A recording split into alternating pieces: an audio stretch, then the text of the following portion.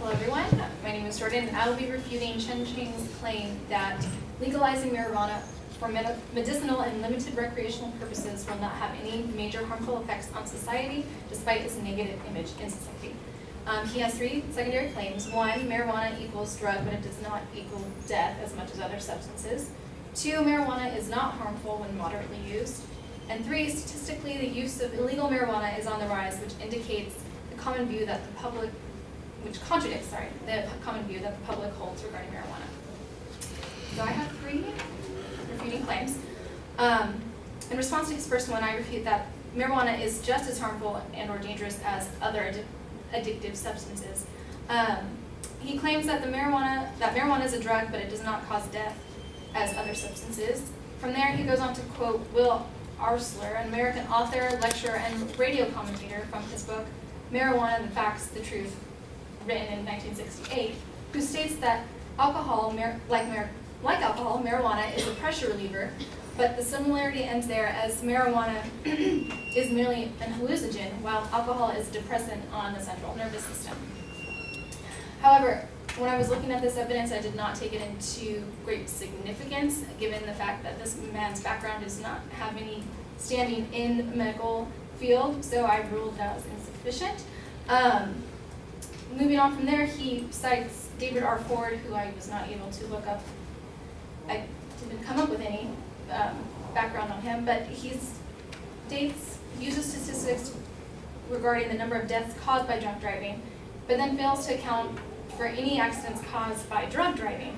While this might be in contradiction to his claim to legalize marijuana, it is important to be aware of the facts of how harmful marijuana actually can be.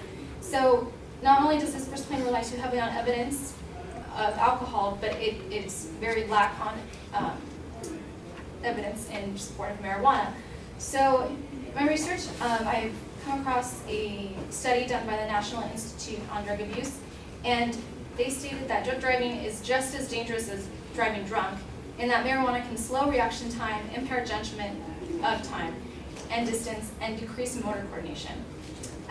Also in 2013, an estimated 9.9 million people aged 12 or older were reported driving under the influence of illicit drugs. And the drug that's most linked with driving drug is marijuana. He also uses another quote by Arsler in his first secondary claim, which states that one can master a relationship with weed because it cannot cause serious addiction. However, no evidence or ground statistics really supported this claim. In fact, according to a study also done by the National Institute on Drug Abuse, about 9% of people who use marijuana will become abusers. And if you broaden the scope to include marijuana dependence, the rate could be higher than 20% at 4.5 million users. With this, there was also an article titled Health Effects of Marijuana Use found in the Congressional Digest 2014, which stated that long-term marijuana users trying to quit report withdrawal symptoms including irritability, sleeplessness, decreased appetite, anxiety, and drug craving. With this, one can reason that just like alcohol and any other abusive and addictive substances, marijuana is just as harmful to the body and causes long-term effects. Moving on to the secondary claim, I refute that marijuana is harmful to a person's health, which I semi-stated, even when used in moderation. Chen here claimed that it's not harmful when used in moderation. However, and he provides several examples on the effects of marijuana on the brain, and claims, and using research by Mitchell Earlywine, who is a PhD, a professor at psychology at the State University of New York at Albany. With this, I thought that this was a significant and supportive point in his argument. However, though there was no long-standing effects on the brain through the research, he failed to acknowledge any other health causes caused on the body, such as the heart and the lungs. So going back to the same article from Health Effects of Marijuana Use, they stated that marijuana also raises the heart rate by 20 to 100% shortly after smoking, which is under the umbrella of moderate use. And this effect can last up to 3 hours. In another study, it was estimated that marijuana users have a 4.8-fold increase in the risk of heart attack in the first hour after smoking the drug. So there is a harmful risk posed even when marijuana is used in moderation. Consequently, the drug is mainly used in the form of inhalant, so it affects the respiratory system as well, which can cause irritation to the lungs and can be linked to similar respiratory problems associated with with tobacco smoking. And while the research by Early Wine that Chen cites is mostly positive, does not account for the emotional damage effects that marijuana can have that are inherently linked to the brain, such as anxiety, depression, or suicidal thoughts, including lack of motivation. For my third refuting claim, I state that although marijuana usage may be on the rise, public opinion still displays reservations towards where and when it should be used. Here, Chen provided a lot of information regarding DEA seizures of marijuana, which stated that it progressively rose between the years 1990 to 2012, along with information on the rise of personal growth at home, which rose from 3,347 in 1993 to 3,713 in 2007, I'm sorry.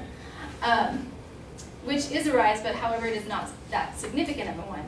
The lack of statistics regarding the population's marijuana use, which he expects the audience to make an inference leap here, are not stated and would be more effective in supporting this last secondary claim than information on drug seizures. This inference leap that he expects the audience to make would be more supported by background information, and however, looking at background information on public opinion towards marijuana, I found that in a survey conducted by the Pew Research Center, though while Americans are overwhelmingly say that if marijuana were legal, it would not bother them if people smoked in their homes, 83% said this. However, 60% said that those who do not think marijuana's use should be legal for personal or medicinal purposes. Let me say that again, I'm sorry, I'm stuttering. 60% of those who do not think that marijuana use should be legal for personal and medicinal purposes. However, but another 63% would be bothered if people used marijuana in public, including a sizable minority, 39%, of those who say marijuana used by adults should be legal for personal use. In conclusion, I would like to reiterate my main claim that while the use of marijuana is on the rise, the overall legalization of marijuana for medicinal and recreational purposes may contribute to more threats and dangers to society and its health rather than prevent them. Thank you.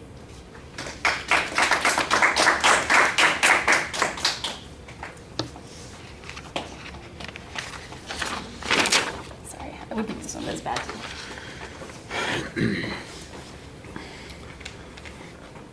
All right, well, you preview the structure pretty clearly. I think sometimes you do the same thing that we've talked about in a couple of other speeches.